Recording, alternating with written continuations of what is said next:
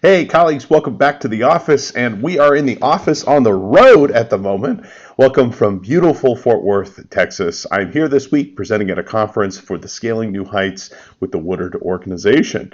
I'll be teaching tomorrow a variety of the classes that you yourself have come to enjoy through the CPE Today podcast, including our integration and data sharing courses, fraud, and much more. And speaking of fraud, I'm bringing to you a brand new series from CPE Today, the first of a series of podcasts that we're going to do specifically looking at technology and fraud. This is Case Studies in Fraud and Technology Controls, Part 1.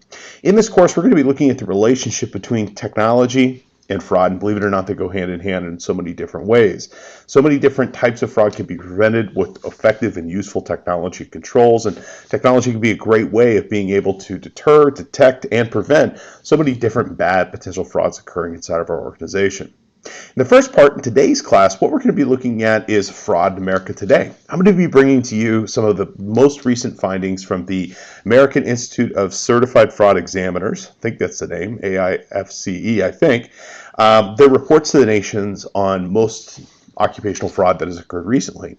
They put together this report regularly looking at different frauds that have occurred throughout the United States. And I think there's actually some international as well, now that I'm thinking about it, but helping us to kind of understand where and how fraud occurs. You know, it's so pervasive, it's so large. Unfortunately, there's a lot of economic indicators that are showing that it's trending upwards in some particular instances. So as a CPA, as a financial professional, we need to be vigilant. We need to be on the lookout for this. So in our first part today, what we're going to look at is some of the major findings of this. We're going to look at, for example, some of the main components of how these frauds occur. We're going to talk about, for example, some of the major types and categories of people. For example, we'll look at, what type of fraud, frequency, months to detect, how long the perpetrator has been there, and more. I'll also introduce some of the main topics around fraud, including the fraud triangle, opportunity, rationalization, pressure. These three things are prevalent really kind of in every fraud and help us understand why fraud occurs, as well as some of the commonalities of fraud.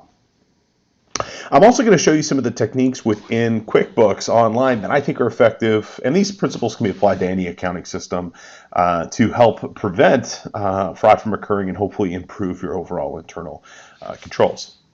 So all that and more in future episodes. We're going to dive deep into the specific technology controls, looking at general controls, application controls, technology controls galore. There's so much and more to explore. So I'm really looking forward to getting this series kicked off. Now, before we get started, as with all of our classes, I do want to remind you that the CPE Today podcast is eligible for CPE credit. If you happen to be a financial professional, and I hope you are, you can earn credits by watching or listening to today's podcast. It's super simple. Head on over to cpetoday.com. Take a short 5-question quiz. You will earn a credit for today's course. Today's class code is CSF1. So you can just type that in the search bar and this will pop up right for you. 5 questions, you're in and out, you get another credit. So if you enjoy our content, it's a great way to support the channel and help us in terms of being able to produce more content for you. And besides our podcast, we've got hundreds of other courses and all variety of topics. It's everything you might need to be on top of your game as being a financial professional.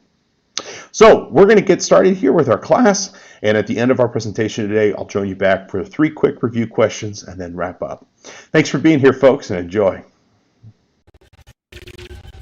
We're going to start our presentation with a discussion of the current state of affairs, and I'd like to always start this section of the presentation with a quote from my man Sophocles. I'd rather fail with honor than succeed with fraud. Unfortunately, in America today, we have this constant pressure that whatever it takes, we will do whatever it takes, we will succeed. And unfortunately, with some organizations where they get themselves into trouble is that whatever it takes attitude sometimes spills over into whatever it takes, rather than whatever it takes to do whatever we're trying to achieve legally. Unfortunately, we're driven a lot by consumerism with success and being successful with respect to the work that we're doing. And that's not necessarily a bad thing. However, where it does become a bad thing is when we prioritize financial success over the well-being and stability of our organizations. Virtually all fraud can be summarized and explained in the context of the fraud triangle. And this should be no surprise to you with respect to how fraud occurs. But we see these three elements that are always present in every type of fraud. There's some sort of opportunity, there's some sort of motivation, and there's some sort of rationalization. And if we look at, for example, the different examples of fraud that we're going to discuss today, there's always the same scenario. Somebody had some sort of motivation or pressure, and it could be, a real thing like a sick family member, or it could be something self-imposed, maybe like a gambling debt or substance abuse or something like that. Well, that's going to cause some sort of pressure that's going to require that person to maybe act extraordinarily from what they would normally do, and that's when fraud might occur. Well, what do people end up stealing? Well, they always steal whatever they have the opportunity to, and so that opportunity would be whatever they have access to. If they're a shop clerk for that matter, it might be, for example, stealing inventory. If they are a corporate executive, and it might be, for example, doing a material misstatement on a financial statement to overstate earnings to maybe pump up the stock and then cash in some stock options or something like that. Or it could be something as simple as just stealing cash, writing fictitious checks to vendors that don't exist, or something like that. They will exploit whatever opportunity is available to them. Then there's going to be some sort of rationalization, because a good sane person just can't do this in good conscience. They have to justify why they are doing something in order to fit the narrative in their head of being a good person. And it might be something like, I've worked here for 20 years and I've been passed over by management 100 times for a promotion, or, the owner of the company is always gone and I'm the one really running this, and it's as much as mine as it is that person's. Or it might be, it's only a loan, man, I just need to get through this hard time, but I'll pay it back. I promise I will, and then $200,000, $300,000, $400,000 later, it becomes something that is more of an addiction than anything else. In a lot of these instances, as we look at the people who actually commit the fraud, almost in all circumstances, they get very bold in subsequent frauds that they do. Very rarely is it a one-time thing. In almost all circumstances, they get a taste. That taste turns into addiction, and the more that they take, the more they become resentful of the actual people and companies that they're working with. They end up taking more and more. Now, fraud always has these four commonalities. Okay, by design, the acts are clandestine. There's nobody that gets a job description that includes fraud.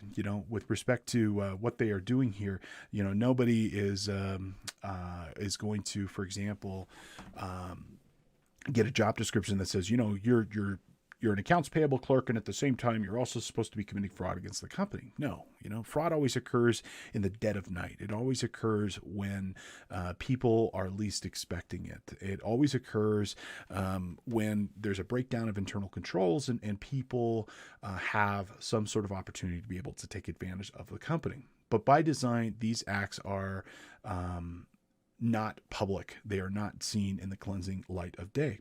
Okay. Fraud always violates the perpetrator's obligations and fiduciary responsibilities to the organization and positions of trust within the organization.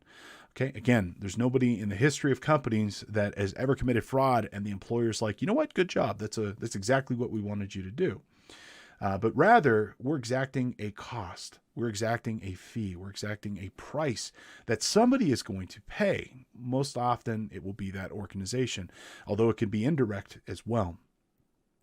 Now, fraud by design also will be done for some sort of enrichment, whether it be direct, in terms of direct financial compensation, or some sort of indirect. It could be kickbacks. It could be some sort of advantage that you're gaining over somebody else. It might not be monetary, but in most opportunities and in most examples, it actually is. So by design, fraud is clandestine. It violates our obligations and positions of trust inside the organization. The activities are committed for some sort of enrichment, directly or indirectly, and they exact some sort of cost. Now, the sad truth is, in virtually pretty much every topic of fraud and there's been tons of different studies on this, that fraud is pretty widespread across not only the United States, but really in the world and across all different types and categories of business. It's not a problem for small business exclusively or a problem for big business exclusively, but rather all businesses of all types. So whether you're a mom and pop shop running a pizza parlor in town or you are a Fortune 500 organization, this is something that you need to consider with respect to your companies. Because it's something that we all deal with in some capacities, one way or the other. And if we're not dealing with it, well, you know what? Then that's a good chance that we will become victims of fraud ourselves.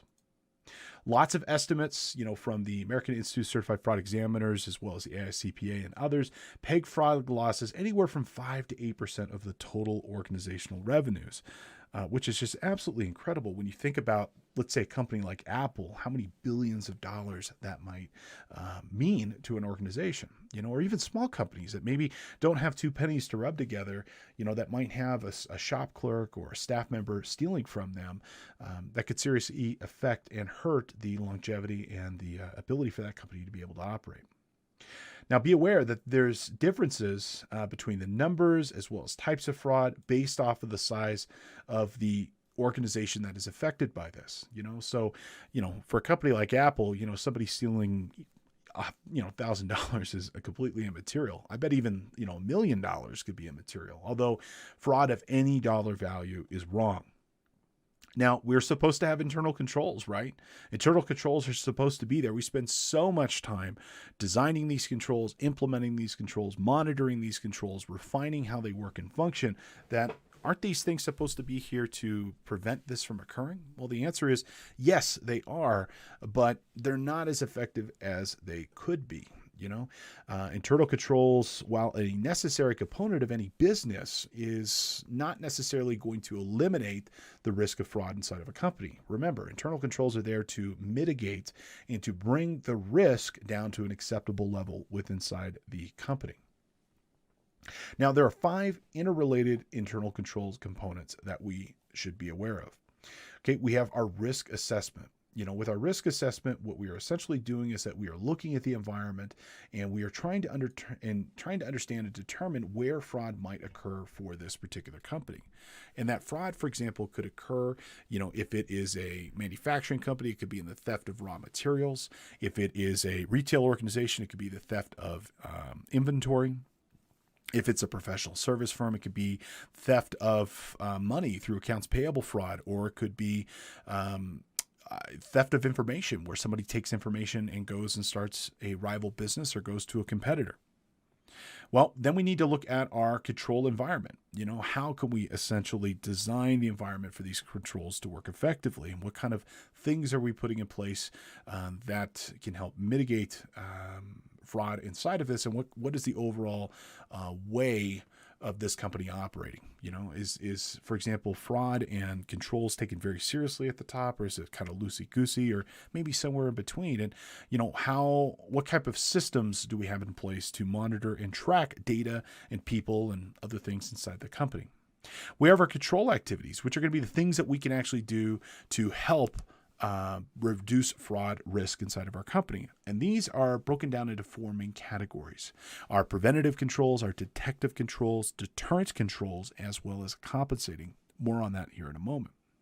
We need a variety of information and communication tools and techniques to be able to gather information so that we can be able to monitor and be able to get enough information to make decisions on whether or not what we're doing is effective. Now, we have these control activities, okay? These control activities are designed in these 4 main categories. We have preventive controls, we have detective controls, we have deterrent and compensating controls. Okay. Now, our preventative controls are activities in which we engage in an attempt to prevent undesirable actions or outcomes. Okay. So in this particular way, we might have, like a good employee handbook that might have some specific guidance on what you can and cannot do. Well, it's there to educate our staff to prevent some sort of unwanted action or outcome. And, it could be something as simple as don't steal, but as long as we tell people what we're expecting, we can keep people all on the same page. And by being on the same page, we can hold people accountable. Now we have detective controls. These are measures and controls that we put in place to let us know on a timely basis that an intended result is not being achieved. Detective controls help notify us in the event that fraud does occur, that we can do something about it before it becomes a major issue inside of the company. Okay, we have deterrent controls. These are actions which occur with the intended purpose of discouraging that non-desired behavior. And this could be something like an employee write-up for not following the written procedures with respect to what to expect inside of an organization. So if people feel that there are repercussions, if they feel that there are negative outcomes that could occur, well, hopefully that would be enough to deter whatever action that might be. And it could be everything from, hey, we prosecute all crimes regardless of who contributes them. Or it could be that regardless of the amount stolen, it results in immediate termination from the company. Either way, in terms of what we do, those would result in a termination of that employee, regardless if it's the CEO or the intern. Now we have compensating controls. Now these are for the express purpose of putting in additional controls where we know controls by design are going to be weak. It's a way of putting in additional security inside of our organization when we know that something that we're going to do isn't going to be enough. And so it's a way of, again, mitigating risk to a more acceptable manner. Now let's go ahead and take a look at some of the results and some of the findings from the American Association of Certified Fraud Examiners. Now, the numbers and statistics that we're going to look at here come from their 2008 report to the nations for occupational fraud and abuse. This report is a report that's put out every 2 years by the ACFE, which discusses and examines how fraud occurs inside of an organization, with the intention of highlighting certain types of fraud, why it occurs, to give people the necessary insight to hopefully reduce and bring it to manageable levels inside of their companies. So some of the macro level things from their report. According to them, 5% of all business revenues are consumed by fraud. Annual occupational fraud exceeds $4 trillion worldwide and about $1 trillion here just in the good old United States. And on a per employee basis, it's about $7,300 here in the United States. That's absolutely incredible. 5% of all revenues, and up to $4 trillion worldwide. So as we look through this particular report, what we're going to go ahead and see here is the role of that particular person inside of the company, the tenure of that person inside the company, whether or not this was their first time doing something like this, and a lot more.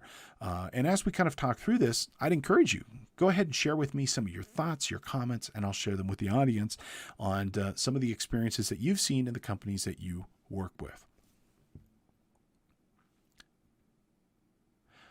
So a question that usually gets popped up here is who is committing these frauds? We tend to focus on, a lot of employees, and certainly employee theft is quite large. However, if we look at in terms of dollar value lost, it's quite minor. Okay. What you should know when you're reading these charts here, that on the left-hand side, we have frequency of occurrence, and on the right-hand side, we have dollar value lost.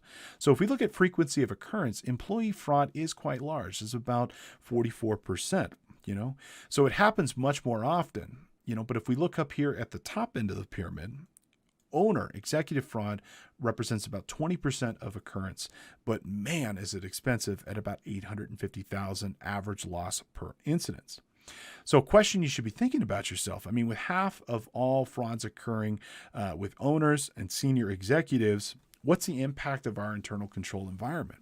Think about it. Internal controls can be immediately circumvented if you're in a position of privilege inside of a company. If you're an owner, if you're a manager, you can circumvent these things. You have access, you have the ability to not only get into the information systems that can make this possible, but you also can design around it too. If the person designing the internal control environment is the one committing fraud, of course they're going to work around whatever controls they put in place.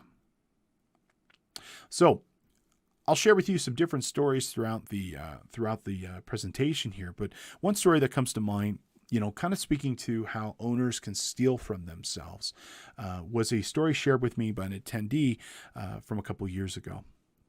So if you think back to, the 2007, 2008 financial crisis, everything was really kind of crazy and in flux, very similar to what we see today in the COVID world, but, minus the worldwide pandemic of where we were. So this attendee had a client that was a trucking company, and this particular company had a trucking company that owns several different types of trucks. And, one of the things that you can look for in terms of the health of the company is how much freight is moving across the country, whether it be on trains or on trucks. And this company did something that was very wrong. What they ended up doing was they wanted to expand the organization, and this was in 2007, before the actual crash occurred. And so they went out to a bank and they got a line of credit based off of their current receivables, which were pretty high at the time. And then what they did, which you shouldn't do, is they took something that's essentially a short-term liability, and they bought fixed assets with it, a long-term asset. Well, when the economy, took a downturn in 2008, the bank called in their line of credit and said, hey, it's time to pay the piper. You owe us. Okay. Well, what ended up happening was that company had spent this money and they didn't have the business anymore to be able to justify having that line of credit. And they weren't in a position to be able to pay it back immediately because, again, they'd sunk their money into these fixed assets that are just kind of sitting around waiting to be used. Well, what the owner ended up doing was that in order to keep receivables high, to keep the bank at bay, he started a second QuickBooks account. Okay. He was depositing checks into one account, but he wasn't putting them into QuickBooks. He opened a bank account at another bank and basically was keeping the money to himself to keep his receivable high. Okay.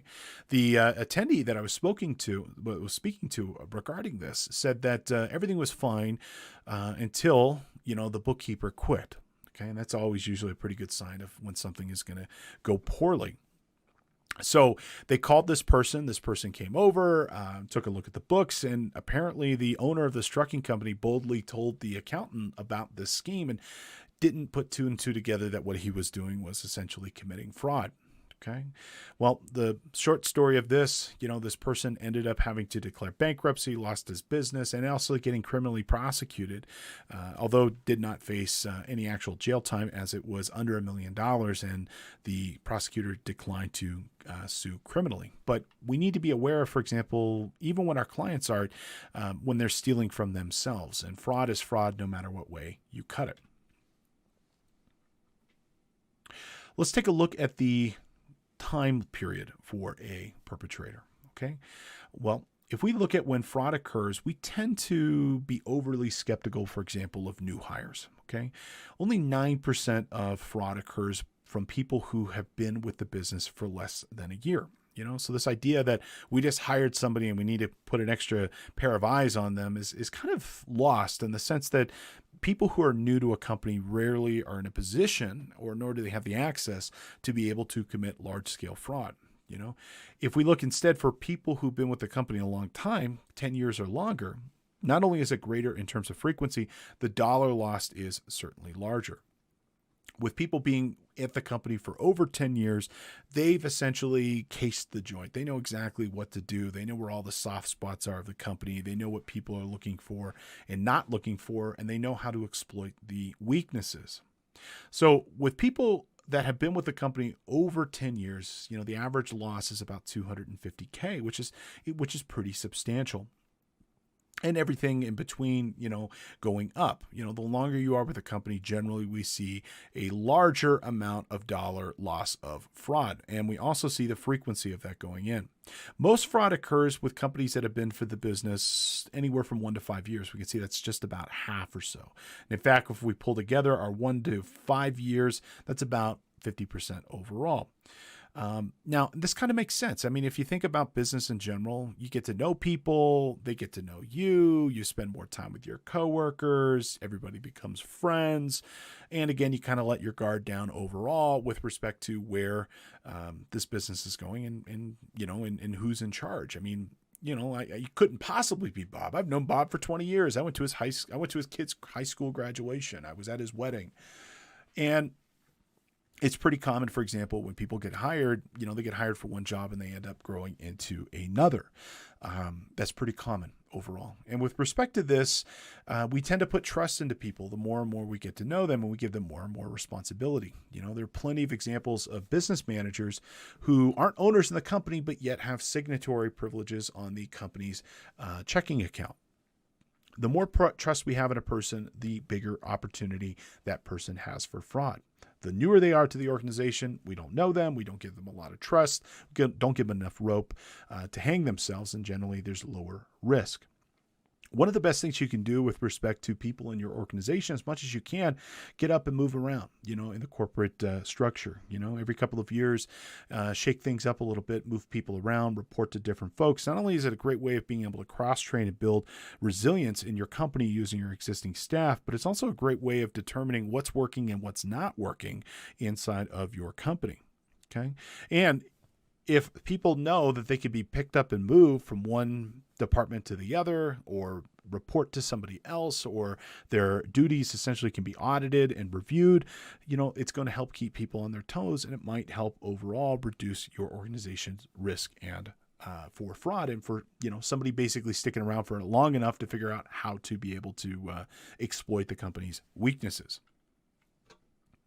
Now, let's take a look at how long it takes to detect fraud. We tend to put a lot of effort into detective controls, trying to figure out essentially when fraud occurs and being able to reduce our risk and exposure to it. But if we look at this, most fraud goes on for a pretty significant period of time. Okay, so if we look at this as an example here from our owners and executives, well, guess what? They're in a position of privilege, they're in a position of authority within the company. They're able to exploit that position of privilege, and they're able to commit fraud for a very long period of time, usually more than a year, up to 2 years, versus our employees, which, they really can't commit that fraud for that long of a basis. Usually the most they can go for is about a year. Well, why? Well, the reason why is because, again, they're not usually in a position to be able to conceal it. If they're a standard employee and let's just say they are stealing inventory, well, at some point we should be doing a inventory count inside of our company and comparing those records against what the physical inventory might be. So if they're stealing finished goods or they're stealing raw materials, at some point somebody should figure it out as a component of either the review or that financial statement preparation. Now, managers, though, they can go on a little bit longer. Why? Because they might be able to control their little fiefdom a little bit better than what we could see than with a standard employee. But typically, even your managers can't go on forever with respect to not getting caught. So some other stories I might share with you here. I got a story. This also came from an attendee, and this came from a CPA in the Arizona area that had a client that was an electrical contracting firm. Now, this firm had 3 owners. One owner focused on sales, one owner focused on operations, and one owner focused on engineering. Okay, so this story occurs prior to 2006. And the reason that's important is that in 2006, QuickBooks turned on a feature by default, which was the Audit Trail functionality. Now, any reputable accounting software now should have an audit trail function. And an audit trail, what is the function that allows you to be able to go back and look at a transaction and look at all previous versions of that particular transaction. So if a transaction changes, you'll know about it. Okay. So, if somebody changes the name on a check, changes the amount on a check, or something like that, these solutions, as part of their database, retain that knowledge and will display that to you if we run a report called an Audit Trail Exceptions Report.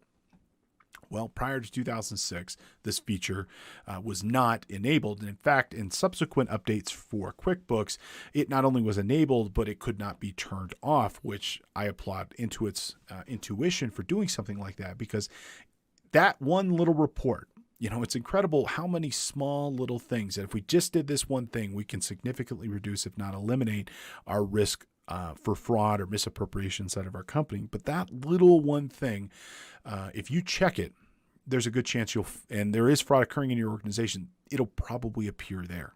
We tend to put a lot of emphasis on people stealing cash, and the reality is most fraud occurs in the information systems and occurs in payables, and if we check the Audit Trail's exceptions report, we'll get some pretty good insight with respect to what is going on in our companies and when there are exceptions to things, and I can't think of a good reason why you'd ever change the name of a check after you've written it. So looking at that report can be really helpful. All right, back to our regular scheduled program. So this occurred probably like 2003, 4, somewhere in that range. This electrical contracting firm hired a new bookkeeper, and that bookkeeper told the owner that she could work a heck of a lot faster if they turned off this pesky little Audit Trail function.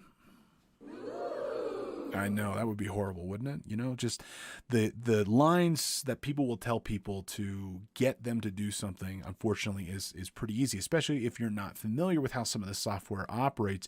You could quickly make a really, really bad decision like that. So they turned off this Audit Trail report. Essentially, she had unlimited access, and there was no way they could track the transactions that were inside of this report. She basically told them, if you turn it off, I can work a lot faster.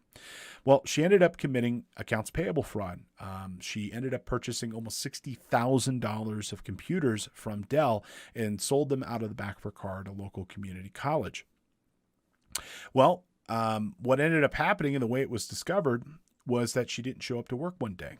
Up to this point, she was the model employee. She was always there early. She stayed late. She worked on weekends. She answered the phone on the first ring. And that's always suspect. When people are that good at their jobs, that always makes me a little bit nervous, or maybe it makes me feel a little inadequate. Maybe a little of column A and a little of column B. But this person didn't show up to work one day, and Dell called up, came to complain about, hey, why aren't we getting paid here? And the owner answered the phone. They went back and forth. The owner said, well, send me the POs so I can see essentially what was purchased. And, if we pay you, we'll pay you. Well, they ended up faxing over these POs, and this person's name appeared on every one of them on the POs and the invoices. And this person was purchasing them in the name of the company using the line of credit that this company had with Dell and having all the computers. I can't make this stuff up. They were being shipped directly to her house, So post story to this, she ended up getting arrested. However, the litigation for this really wasn't against her. It ended up being against the employment company that this person came from as a recommendation. This employment company was supposed to do a due diligence and a background check on this person. They never actually did it. This person was already a felon for committing felony larceny in Colorado just the year before. So, stuff like this happens all the time, and unfortunately, we need to have a really good proactive approach with respect to bringing people in our company, because once they're in, it can be very difficult to get them removed, and also we have a tendency to kind of drop our guard once somebody is on our team.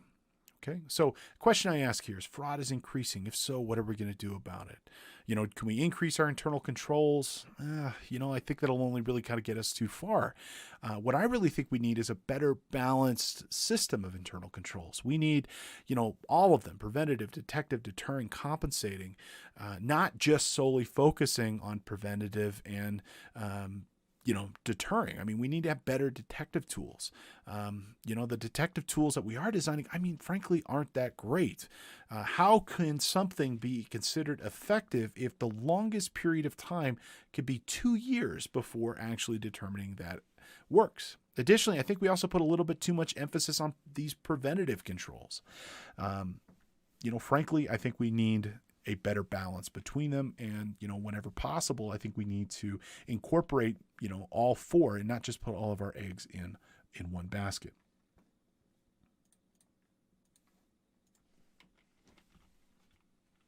So the next question that we might want to ask ourselves, what about collusion? How often are these going to be one person versus multiple people? Well, it's kind of straight down the middle here. If we look at frauds occurring, about half the time they are individuals and about half the time they are groups of people. Now, in almost all circumstances, the amount of fraud loss goes up with the number of perpetrators included. So if you happen to have, 2, 3, 4, 5 people, the more people involved, the amount of money lost or compromised will certainly go up. Why? Because, you got to pay for these additional folks to be involved here. So collusion by design is just when you have two people working together on something, and by design, collusion is very, very, very difficult to be able to, very, very difficult to be able to detect. And if you got two people, in almost all circumstances, you can circumvent internal controls, especially if they're two different organizations, or especially if they're at two different levels of the company.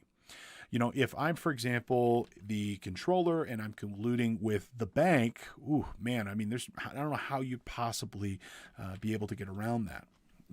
Or if I am, let's say, the purchasing manager and I am colluding with the vendor of some sort, again, I don't know how you'd be able to circumvent that. That could be very hard to be able to detect and very hard to be able to prevent happening as well. And there's all different types of, fraud, whether it be, for example, kickback schemes or direct financial compensation for services, or not even something as simple as maybe trying to get the best rate for a company and for our client. So there was actually a really good recent example of this. There's a company called Utz Quality Food, and I'm sure most of you are familiar with Utz. They make delicious carbohydrates of my favorite type, pretzels. And Utz, unfortunately, recently had a fraud occur with them where they had almost $1.5 million stolen through a kickback scheme. Okay. And this involved somebody inside the Utz purchasing department and a vendor, that was essentially colluding with this person.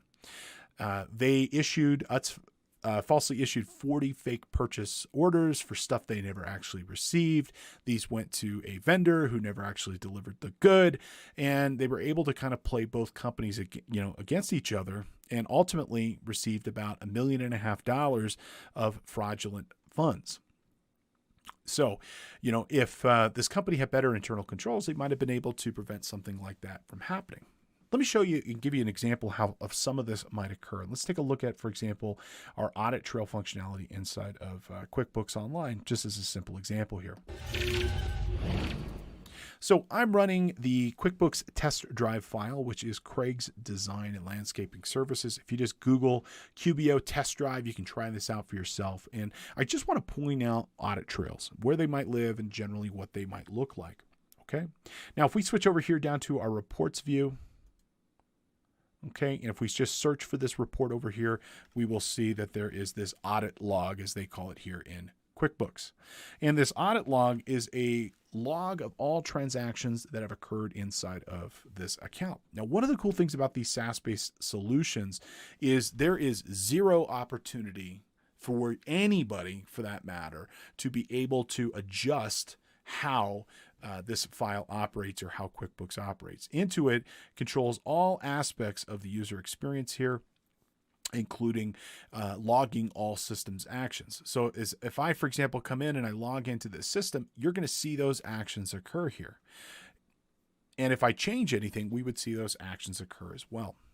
Now, one of the most common things that people will do is they will change checks. Again, we tend to put a little bit too much emphasis on accounts receivable when really I think the emphasis should be on accounts payable. One of the most common things that they will do is that they will write a check to themselves, and then they will change the name of the check after they've cashed that check. So as an example here, let's go ahead and create a vendor. Let's call it Steve Co. Industries. Okay. And we're going to go ahead and save this as a vendor here. Okay, and we're going to write a check. And what they will typically do is they will look at the chart and they will find something that's pretty easy to be able to dump some money in, and that expense would go relatively unnoticed. And so for a lot of organizations, that would be cost of goods sold, or it could be my personal favorite, supplies. Okay, so you know what? I've worked here. I've been the controller for Craig's landscaping service for a long time. And you know what? Craig has overlooked me for my promotion consistently since I started here. You know, I should be chief landscaper now. And you know what? I've taken over his accounting system and as part of my duties, and I'm going to give myself a nice bonus of $1,500. And we'll go ahead and save and close this. Let's go ahead and actually give the check date of the 31st. And we're going to go ahead and select save and close. Okay. So I would then print that check. I would then go take that check to my bank. I would cash that check. And it's important to note, increasingly, even though things and services like online banking are becoming even more ubiquitous and even more widespread and available, less and less are we actually looking at the actual checks themselves. Very less and less are we actually examining the actual checks to see what they say and who they are written out to. You know, in the old days, we used to get an envelope full of canceled checks at the end of the period, and frankly, that just doesn't happen anymore. Okay, so with respect to this, we don't actually look and see where these checks are. You know, we don't actually see what these checks are coming back as. Likewise, we don't actually look at the EFTs nearly as much. They can be very ambiguous when we look at an ACH transaction. And on that ACH transaction, you know, it can be pretty ambiguous of what it is. It could say something like service fees, or, you know, rarely does it actually tell us exactly what somebody did. Well, what they would end up doing is they would come over here after the fact that they have written that check. They cash that thing, and then in order to not be discovered, they would go and change the name and probably delete the vendor as associated with it as well. So here we'll come over here. We've already printed our check. And instead of this being Steve Co. Industries, let's just pick something else. Let's pick lumber building supplies. And we're going to go ahead and select save and close. Okay. And then now if we were to go print that check again, or if we were to go look at that check again, it wouldn't say my name, but rather it would say Norton Lumber Supplies, indicating that that is who that check is from. And unless I physically had that check in my possession, it'd be really kind of hard for me to see, because all the numbers, the amounts, and everything else are going to match.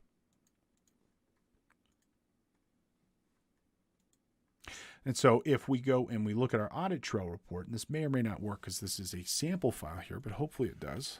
Let's see our audit log. Okay, and in fact, we do see this. And so what we can see here in our audit log is that we can actually see that certain things happen on certain dates and times. So we can see here on June 10th, okay, the user logged in was Craig Carlson. He created a vendor called Steve Co. Industries. He created check number 71 for $1,500. Okay. And as we kind of look through over here, we'll actually see that Craig Carlson edited that check and changed it to a different person. If we click on the history of this, we can actually see the nature of this transaction, and we can compare this line by line. And we can see that, you know, went from the printed stage to the editing stage. And if we look at this, we will actually see that the name of this check changed from one to the other. Likewise, if we click into the actual check itself and we click down here to more, we can see this transaction journal as well as the audit history of this particular transaction. We can see, and that's a quick way of being able to get access to this info. And so this is the great way of being able to track. This data cannot be adjusted, cannot be modified, cannot be otherwise changed to anything else. Okay. So once this information is committed to QuickBooks, it's there forever. Okay. Likewise, if we come over here and we delete this vendor, let's go try deleting that real quick. Okay. We'll come over here to Steve Co. Industries, and we're going to go ahead and delete this terrible vendor. Okay, let's see, batch actions. Let's see, go back one, actually. Come on, there we go.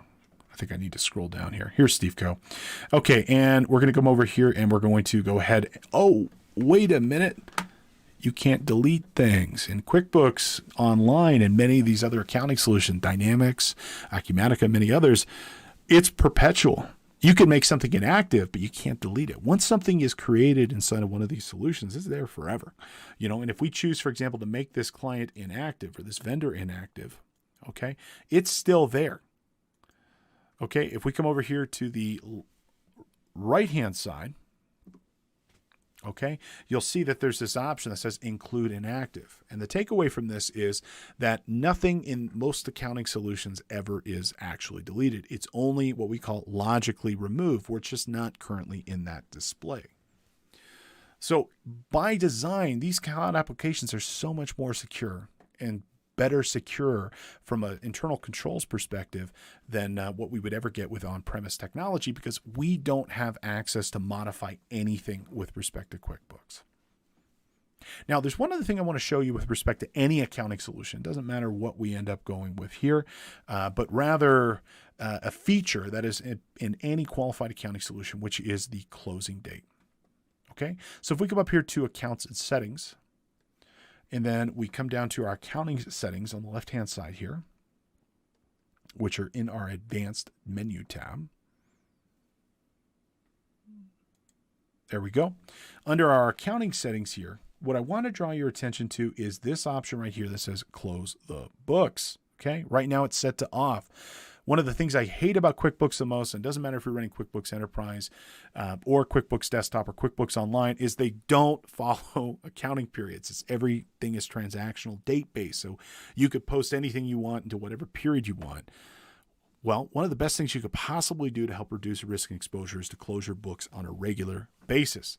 Go ahead and slide that little option right here. Turn that guy on. Give yourself a closing date, let's say of June 1st or May 31st, whatever you'd like. Okay, and then you have a couple of options. You can, for example, allow changes, but give that person a warning. It's like a nice slap on the wrist, does nothing for you. Or what I would recommend, allow changes after a warning and entering a password. And this is different than the password for the actual file itself. This would be something, for example, that the controller, CFO, CEO would do. Now, granted, if they're the ones committing the fraud, it doesn't really help you, but this would help, for example, against normal staff. But this little small thing right here is one of the absolute best things you could possibly do to reduce your overall risk and exposure.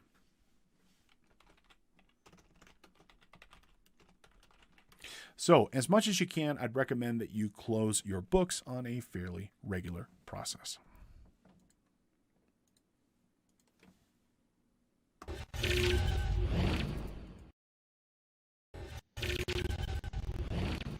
All right, colleagues, welcome back. I hope you enjoyed our presentation and discussion on the first section for case studies and analyzing fraud. There's so much more great material to come in terms of how we can help reduce this serious risk to our organizations. It's a real threat to America, to the world, to business today, as well as into the future. Let's go ahead and have our 3 reviewing questions, and then we'll go ahead and wrap up for the day. Our first review question: how much do fraud losses cost companies in their revenues? And so obviously we have to kind of back into this. We have to make some guesses here. But according to the report that we were looking at, was it 3 to 5%? No, I wish it was that little. Is it 8 to 10%? Thankfully, it's not that high. The correct answer here is going to be 5 to 8%, which is still incredible. I mean, you think of U.S. GDP and what 5% could do. I mean, that is truly astounding in terms of what it actually does cost. And you know what? It very well might be much higher than that if we were to actually be able to quantify everything at a really material level. Our second review question: which of the following is part of the interrelated internal control cycle?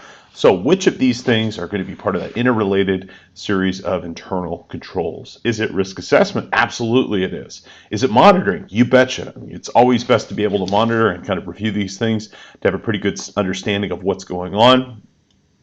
If you're not monitoring, you're not being able to determine what's going to occur in the future. Is it control activities? Absolutely it is. So the correct answer here is all of the above. All of these are part of that internal control cycle. Assess the risk. You want to monitor, make some changes, understand how those changes affect, put in some control activities as well. So the correct answer here is going to be all of the above. Our third question: All right, our third question here. Which group of fraud perpetrators has the greatest economic impact? Well, let's think about this. Is it going to be employees? Probably not. Employees are only going to steal what they have access to. If they don't have access to large quantities of money or, getting paid off profit, there's only so much damage they could do. So they're probably not the largest impact. Is it managers? Well, they're definitely one for corruption. That's something that could definitely occur with a manager, but again, they're kind of limited. The correct answer here is going to be owners and executives. They're paid off a profit. They have the means to be able to conceal their fraud for a longer period of time. They have greater access, greater motivation. Frankly, it's kind of endless in terms of what they could do. So the correct answer here, again, is owners, executives. And sadly, those are the frauds that are probably going to be the most damaging and hurtful now as well as in the future. So as I mentioned, we're starting a new series here. The next episode of this is going to be coming up shortly, and we're going to continue our discussion and review, looking through and continuing our discussion on the report to the nations in understanding fraud in America today. Then we're going to go ahead and dive through the technology controls and general controls. If we don't have general controls, we really can't build any sort of trust inside of an organization. So we'll talk about what they are and what you can do to improve those in your organizations. And then building upon that, both technology as well as application controls. So lots more to come within here, and we're going to go ahead and discuss all the different things that at least I can think of that will hopefully make you better, safer, more secure, and reduce your risk of fraud and promote better internal controls inside your organization. Now, before I go, I do want to remind you again, you can get credit for watching and listening to today's class. Super simple. Head on over to cpetoday.com. Today's course code is CSF1. 5-question quiz. You'll bang that out in about 2 minutes. You'll earn a credit for today's class. And besides our podcast, we've got classes in all different types of education, accounting, audit, personal development, finance, and more. Everything you need to know to stay on top of your game. If you enjoy our content, it's a great way of being able to support the channel. Please consider reaching out and connecting with us on social media. You can find us almost on every social media out there at CPE Today, Facebook, Twitter, Instagram, and more. And as always, you can watch our show live. We're usually trying to come to you twice a week, Tuesdays and Fridays. But if you can't catch us live, you can catch us on your own time, wherever you happen to get your content, including Apple Podcasts, Spotify, SoundCloud, and more. It's my absolute pleasure being with you here, folks, and I look forward to seeing you back in the office the next time around. Take care and good luck.